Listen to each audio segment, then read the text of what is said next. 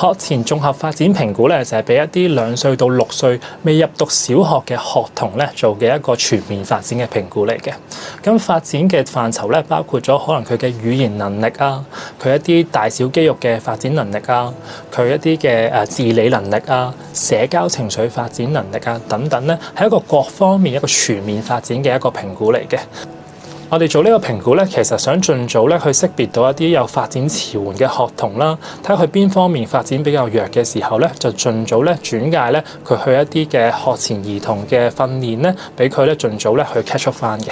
發展遲緩嘅特徵啦，包括咗可能佢喺語言上面嘅發展咧比較遲緩嘅喎，相對比同齡嘅小朋友咧講嘢慢嘅喎，可能去到2歲咧一啲簡單嘅單字嘅運用啦，都未必講到嘅時候咧，可能講緊咧佢語言上面嘅發展比較遲緩咯。又或者佢一啲社交情緒方面咯，喺即係比同齡嘅小朋友嚟講咧，佢特別好多啲情緒行為問題啊，又或者入到幼稚園咯，喺一啲社交群體嘅生活咧都好難適應嘅時候咧，就可能講緊咧佢喺社交情緒方面咧有發展遲緩嘅特徵咯。咁咧，如果家長留意到呢啲咁嘅情況嘅時候咧，都可以盡早咧去做一啲嘅評估咧，盡早咧我哋可以睇到邊個方面發展比較弱嘅時候咧，就盡早做一啲嘅訓練咯。